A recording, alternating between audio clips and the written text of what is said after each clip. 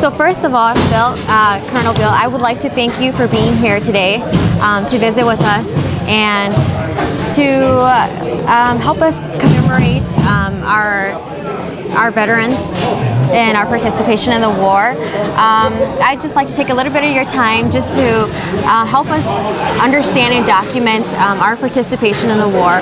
This helps us as the younger generations to learn about what our parents and the grandparents went through during the time. Well, you know, I first fought in the World War II. I was soldier in World War II. And I was in the first wave and we invaded Normandy. And then I came back home and went back to college. And then when I graduated, I came to work in Southeast Asia. Okay. And that's where and people all told me that as far as Laos was concerned, that the only person in Laos who was really leading the people to resist the communist invasion was Wang Pao. So I knew I needed to meet him. So I finally went up to the border of Laos and I asked the local people how could I get in touch with Wang Pao. Wow. And so he came down and met me at the Mekong River. And he said that he had always hated the communists. He said, I will lead my people to fight against the communists in Laos if you will give us the support and weapons that we need. And I said, I'll do the best I can. And I think we did it very successfully. Wow, that is so interesting that much more than a partnership but a friendship sparked just by two people having kind of the same goals and the same outlook on life. That's very interesting. And also that you're from such different parts of the world and you have different philosophies versus what Hmong people believed in, but yet you guys come together and join forces and work together so well. That's amazing.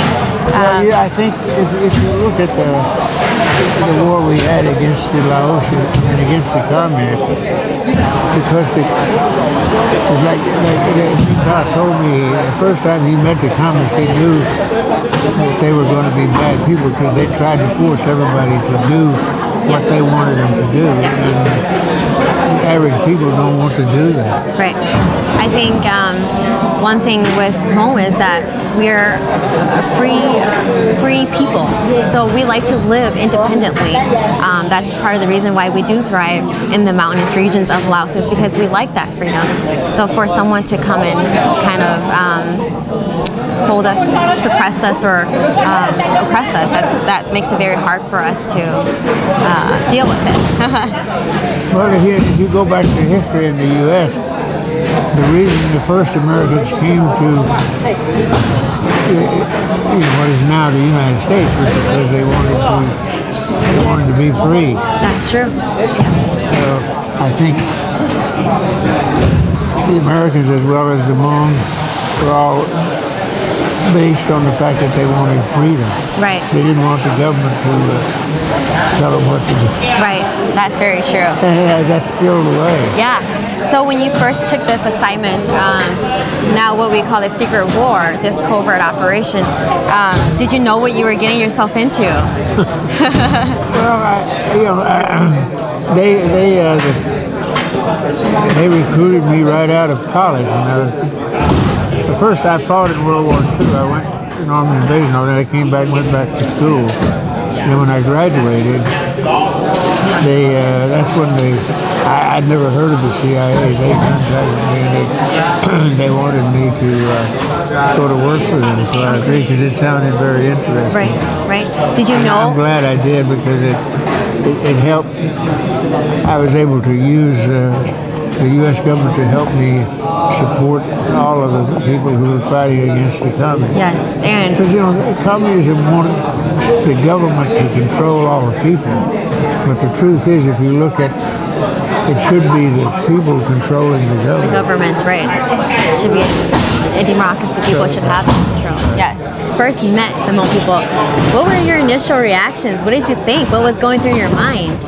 Well, you know what happened. See, I went to Thailand, and I knew my duty was to fight against the communists who were trying to take over the whole world, right? So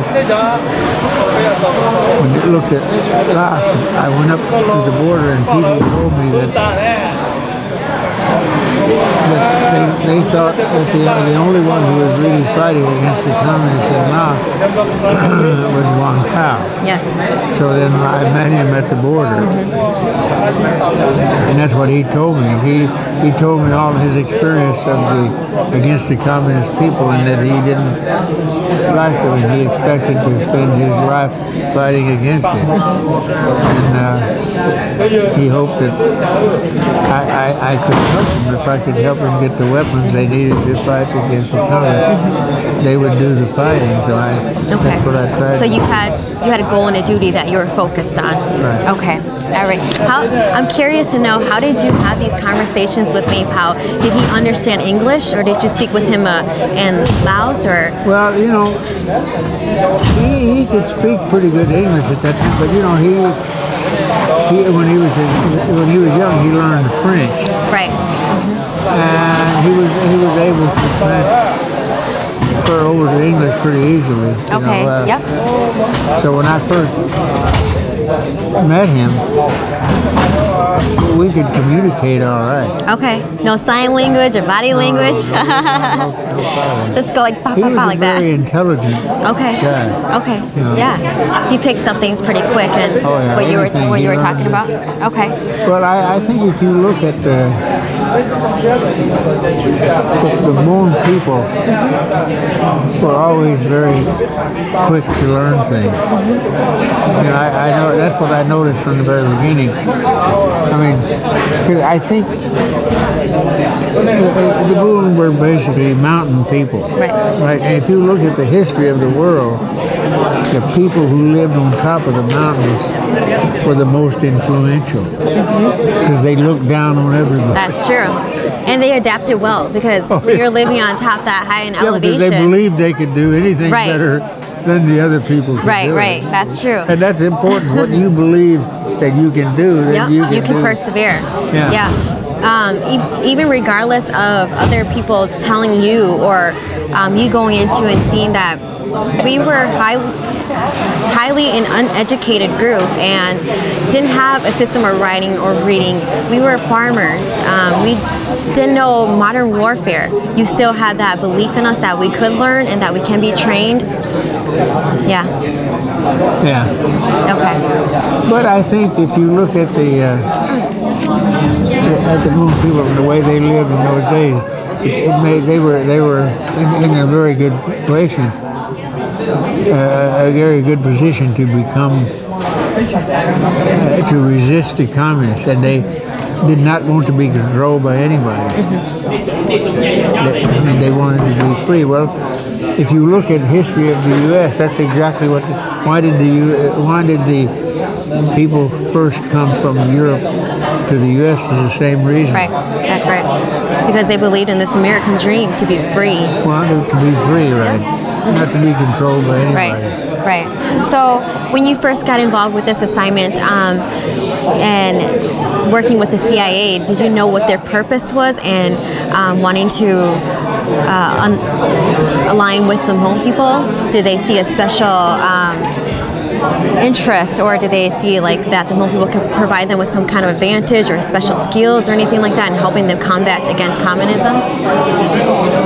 Well, you know what? When I graduated from the after I first fought in World War II, I came back and went back to school. Because by that time they had the GI Bill. They paid for my education. Right.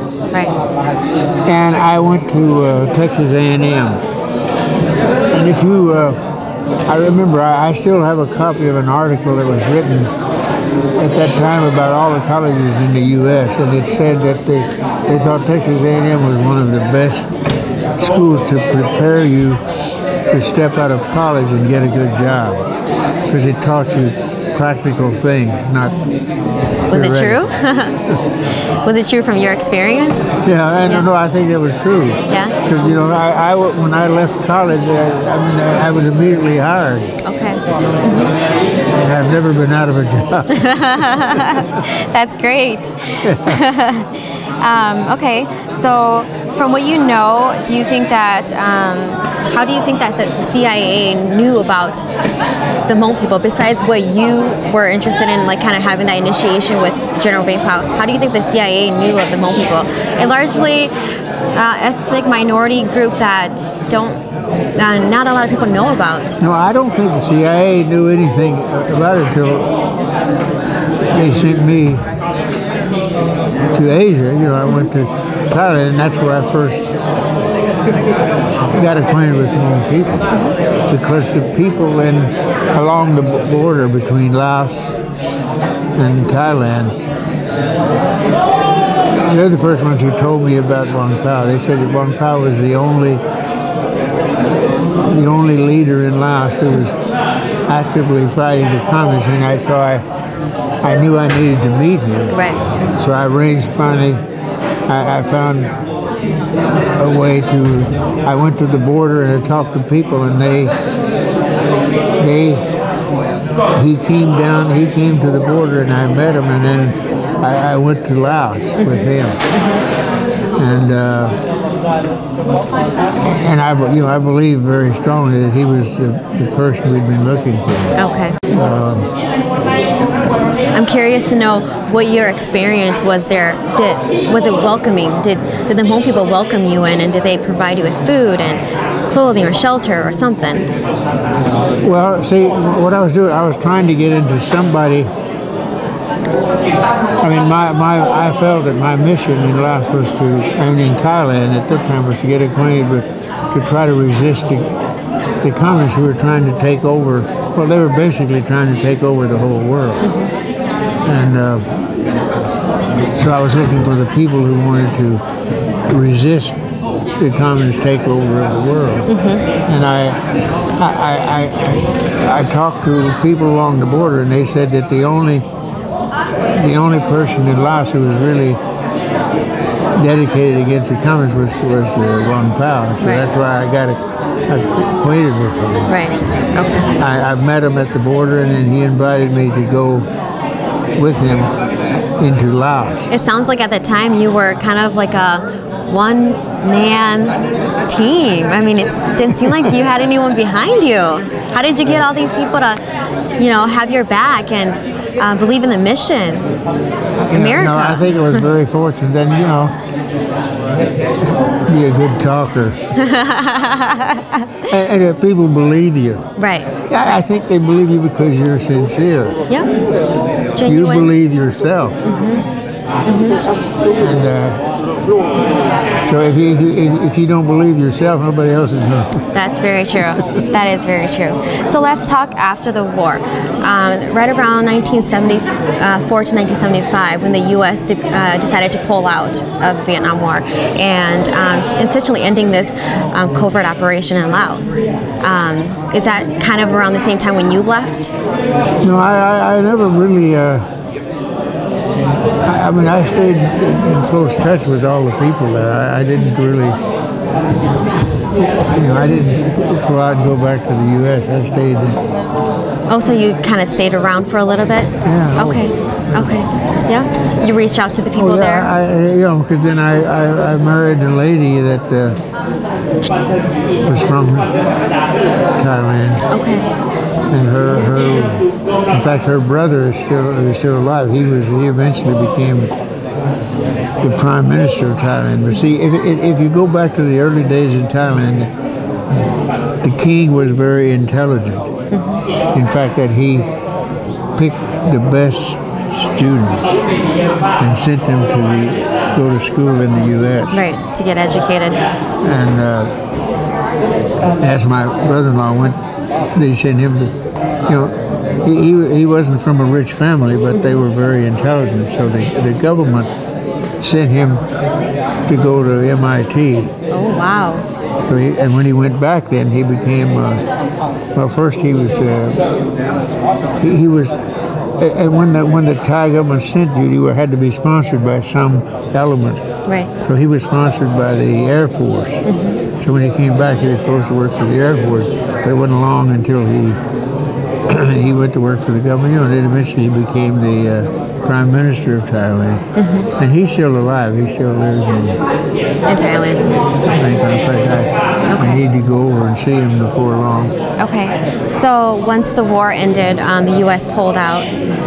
Many of the Hmong people believe that there was a promise made, a promise that the U.S. would kind of take care of them, would protect them, would take them away from the aftermath of the war. Do you have any knowledge of what happened there? Why only those who were only those Hmong people who were upper in the ranking levels of the military kind of got that protection, but thousands of Hmong people lost their lives. But if you go back to what really happened, I was in Laos at the time, and when the U.S., because of the pressure of politics within the U.S., the U.S. decided to pull out of Vietnam, which included Laos at that time.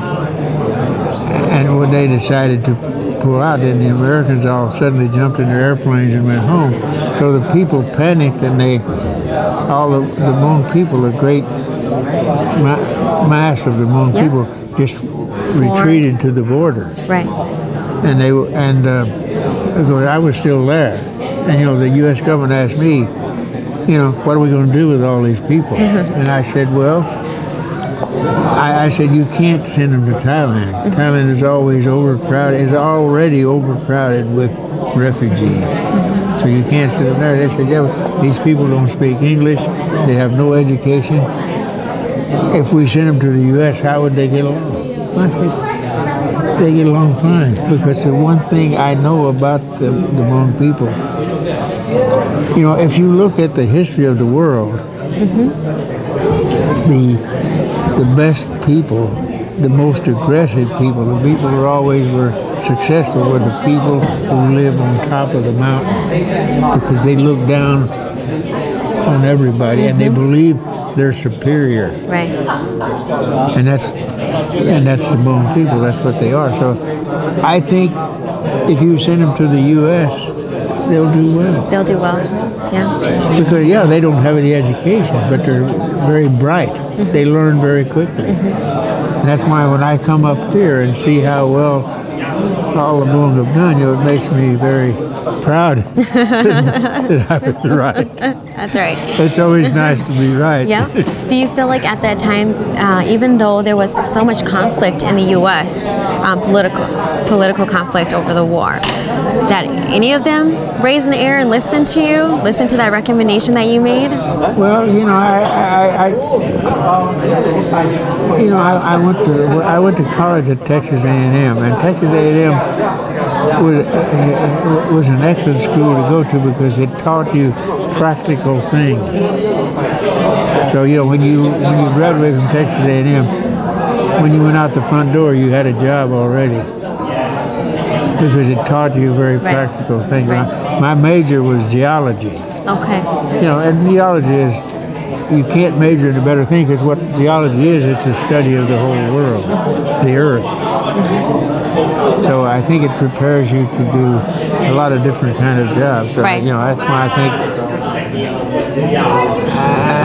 why I think I was very successful in dealing with people anywhere in the world. Anywhere in the world, right.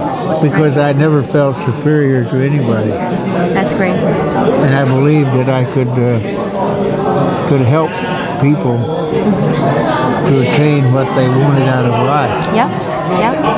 And I think that's how did you all get here? Exactly. That's right. Right. Because they asked me, when the U.S. decided to pull out of all of Southeast Asia, so the Americans all jumped in their airplanes and flew away. Yeah. The Thai people all rushed to the border. Yeah. And just came across, thousands of people came across the Thai border, right? Yeah. But I was still over there, so they asked me, the U.S. government asked me, can we do with all those people? I said, they can't go to Thailand because Thailand is already full of refugees. There's no place for them there. Do you feel they that? Said, well, so what we do? And I said, send them to the U.S. Yeah. Oh, yeah, but they don't have any education. They can't speak English. What are they going to do? I said, don't worry. These people are the most intelligent people I've ever met. Yeah, they don't have education, but that don't stop them from being intelligent. So I think when they get there, they will do extremely well. Right. Do you think that because the Secret War was a covert operation? Yeah, but I think if you looked at the characteristics of the Hmong people, I believe they would adjust to life in the U.S. extremely rapidly. And I think if you look, that's why when I come up here and see what all they're doing now, Right. you know, Yeah. you can tell it's always makes you feel good when you were right. And you know what? We really do praise you and do consider you as kind of that forefather, you and General Vang Pao, to pave that way for us, to give these opportunities to us, and to kind of allow us to come to a country where we are free. So we really do appreciate you for that. And for you to believe that, you know, even a small minority people who don't know how to read and write are still intelligent enough to survive. No, but that has nothing to do with intelligence. And intelligence means the ability to learn. So wherever you go, whatever the conditions, you very quickly learn how to survive in the new environment and make the best of it.